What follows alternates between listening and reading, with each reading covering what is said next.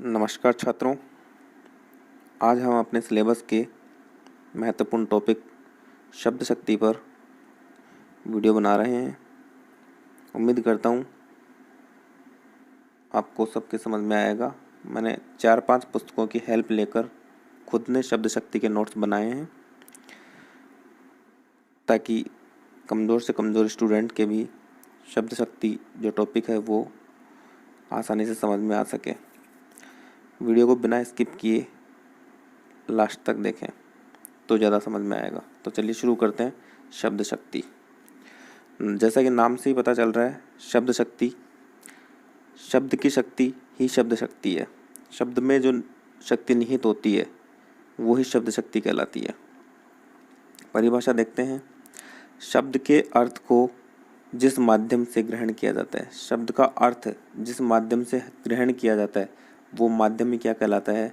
शब्द शक्ति कहलाता है। शब्द का अर्थ जिस माध्यम से ग्रहण किया जाता है उस माध्यम को ही क्या कहते हैं? शब्द शक्ति कहते हैं। प्रत्येक शब्द में वक्ता, वक्ता मतलब होता है कहने वाला या बोलने वाला। प्रत्येक शब्द में वक्ता के अभिष्ट अर्थ को व्यक्त करने का जो गुण होता है वह शब्द शक्ति के कारण ही होता है। प्रत्येक शब्द में वक्ता के अभिष्ट अर्थ को, अभिष्ट अर्थ होता है जो वक्ता कहना चाहता है,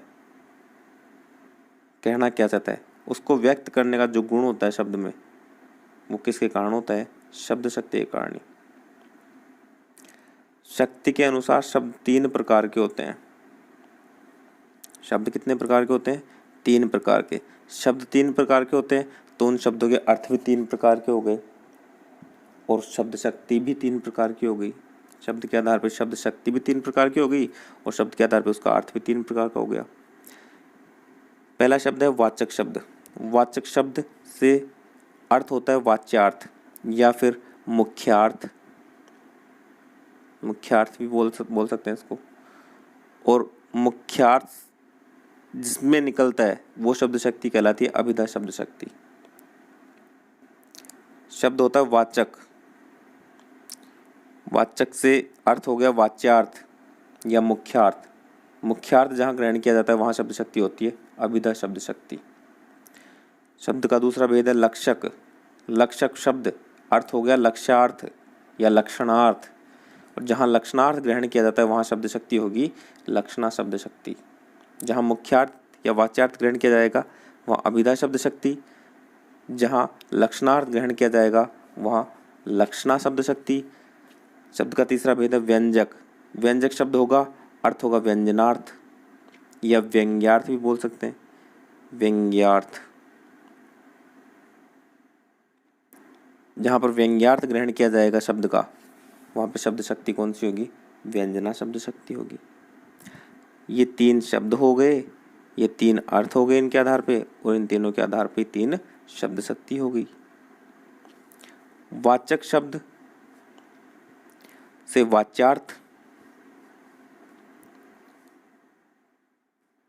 वाच्यार्थ को हम मुख्यार्थ भी बोल सकते हैं। मुख्यार्थ जहाँ ग्रहण किया जाता है वहाँ अभिधा शब्द शक्ति। लक्षक शब्द से लक्ष्यार्थ ग्रहण किया जाता है और जहाँ लक्ष्यार्थ ग्रहण किया जाता है वहाँ लक्षणा शब्द शक्ति। व्यंजक शब्द से व्यंजनार्थ ग्रहण किया जाता है और व्यंजनार्थ ग्रहण किया जाएगा या व्यंग्यार्थ ग्रहण किया जाएगा वहाँ पे शब्द शक्ति होगी व्यंजना शब्द शक्ति। वाच्यार्थ, लक्ष्यार्थ और व्यंग्यार्थ या व्यंजनार्थ किसे कहते हैं ये देख लीजिए। वाच्यार्थ, वाचन करते ही जो अर्थ प्रकट होता है, मतलब वाचन करते बोलते ही सर्वप्रथम जो अर्थ हमें समझ में आता है वो क्या कहलाता है? वाच्यार्थ। लक्ष्यार्थ, लक्षणों के आधार पर, लक्षणों के आधार पर जो अर्थ ग्रहण किया जाता है वो लक्ष्यार्थ कहलाता है। एक तो बोलते ही जो अर्थ ग्रहण कर लेंगे वो वाच्यार्थ में आएगा। बोलते ही अर्थ ग्रहण न होकर उसके लक्षणों के आधार पर अगर हम अर्थ ग्रहण कर रहे हैं तो वहाँ पे लक्ष्यार्थ होगा, और जहाँ लक्ष्यार्थ होगा वहाँ पे शब्द शक्ति कौन सी होगी? लक्षणा शब्द शक्ति होगी। तीसरा व्यंजनार्थ या व्यंग्यार्थ भी बोल सकते हैं इसको। देश, काल और वातावरण के अनुसार जो अर्थ ग्रहण किया जाता है व्यंजनार्थ कहलाता है। देश का मतलब होता है स्थान, काल का मतलब हो गया समय, मतलब स्थान, समय, और वातावरण के अनुसार मतलब परिस्थितिवश जो अर्थ ग्रहण किया जाता है, टाइम देखकर जो अर्थ ग्रहण किया जाता है, परिस्थितिवश जो अर्थ ग्रहण किया जाता है वो व्यंजनार्थ कहलाता है या व्यंग्यार्थ कहलाता है। अब बार बार में एक शब्द आ रहा है अर्थ अर्थ अर्थ, ये अर्थ क्या होता है इसके बारे में पता होना चाहिए। अर्थ होता है कि शब्द के बोलने पर या सुनने पर, जब हम शब्द को बोलते हैं या सुनते हैं तो सुनते ही या बोलते ही हमारे मस्तिष्क में, हमारे दिमाग में जो चित्र आता है ना, वो क्या कहलाता है, अर्थ कहलाता है। परिभाषा है इसकी, शब्द का श्रवण या वाचन, यहाँ पे क्या आएगा, वाचन। श्रवण मतलब सुनते ही, या वाचन मतलब बोलते ही मानस पटल पर, मस्तिष्क पर, हमारे दिमाग में उभरने वाला चित्र या भाव ही क्या कहलाता है, अर्थ कहलाता है।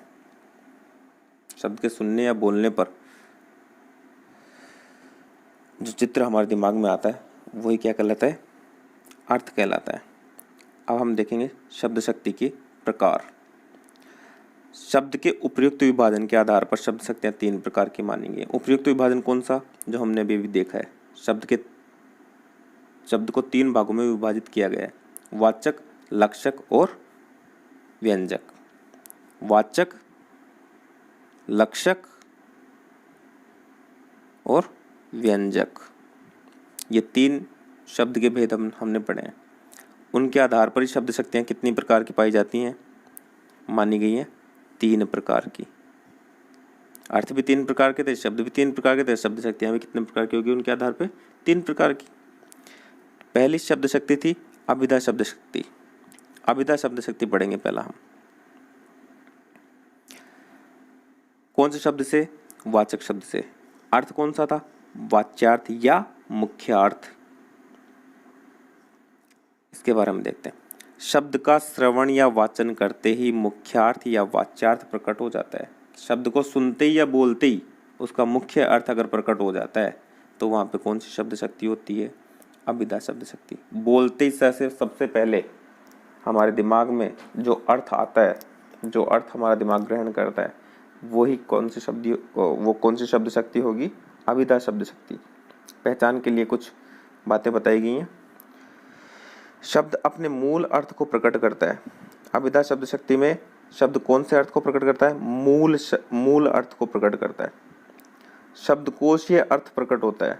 शब्दकोश, जो डिक्शनरी में जो शब्द का अर्थ दिया जाता है, वही अर्थ यहाँ पे प्रकट होता है। कहाँ पे, अभिधा शब्द शक्ति में। रचना की दृष्टि से शब्द कैसा होता है, रूढ़ होता है, जो परंपराओं से चलता आ रहा है। रूढ़ मतलब जो परंपराओं से चला आ रहा है, लंबे समय से चला आ रहा है, पुराने समय से चला आ रहा है, रूढ़ होता है। गाय बोलने पर हमारे दिमाग में गाय का चित्र ही आता है, ऊँट का, घोड़े का, हाथी का नहीं आता। हाथी बोलेंगे तो हाथी का आएगा, ऊँट का नहीं आएगा, बकरी का नहीं आएगा। ये क्या है, रूढ़ शब्द है ये।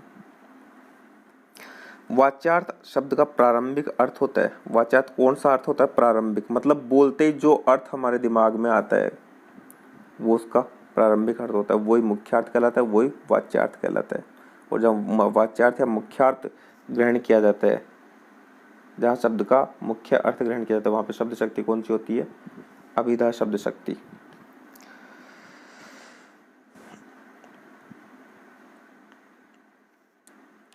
उदाहरण देखते हैं हम अभिधा शब्द शक्ति के। मोती सुंदर लड़का है। मोती सुंदर लड़का है, सीधा सीधा अर्थ समझ में आ रहा है कि मोती एक लड़के का नाम है, एक व्यक्ति का नाम है जो कि सुंदर है। अगला सेंटेंस, उसके हार के मोती सुंदर हैं। उसके हार के मोती सुंदर, यहाँ पे भी मुख्य अर्थ समझ में आ रहा है, वाच्यार्थ समझ में आ रहा है कि उसके गले में कोई हार होगा, उसके वो मोतियों का हार होगा, उसके मोती बहुत सुंदर है, ये बात बताई गई है। अगला है, हरि पुस्तक पढ़ रहा है। हरि नाम का कोई व्यक्ति है जो कि पुस्तक पढ़ रहा है। विष्णु ने नारद को हरि रूप दिया। ये भी इजी समझ में आ रहा है कि विष्णु भगवान ने नारद मुनि को हरि का रूप दिया। हरि का अर्थ अपन यहाँ पे ले लेंगे बंदर का रूप दिया। ये नहीं कि विष्णु ने नारद को हरि पुस्तक पढ़ने वाले का रूप दे दिया, ये नहीं होगा। हरि रूप दिया मतलब बंदर का रूप दिया, मुख्य अर्थ है यहाँ पे। हरि का मुख्य अर्थ यहाँ पे बंदर है, और यहाँ पे किसी व्यक्ति से रिलेटेड है, यहाँ पे बंदर से रिलेटेड है। अगला है, शेर जंगल में रहता है। बिल्कुल रहता है, शेर जंगल में रहता है, आसानी से समझ में आ रहा है इसका अर्थ। गाय दूध देती है, बिल्कुल इजी है। गधा घास चर रहा है, अभिधा शब्द शक्ति है। ये कन्फ्यूजन नहीं होना, जैसे मोती, यहाँ पे किसी व्यक्ति का नाम आ रहा है और यहाँ पे यहाँ पे मोती, जो हार में जो मोती हुआ करते हैं उनके बारे में जिक्र आ रहा है मोती का। इजीली समझ में आ रहा है, यहाँ पे हार के मोती का जिक्र किया जा रहा है मोती नाम से, और यहाँ पे मोती किसी व्यक्ति के बारे में जिक्र किया जा रहा है। इजीली समझ में आ रहा है, मुख्य अर्थ समझ में आ रहा है, और जहाँ मुख्य अर्थ ग्रहण किया जाता है वहाँ पे अभिधा शब्द शक्ति होती है। शब्द शक्ति का अगला भेद है लक्षणा शब्द शक्ति।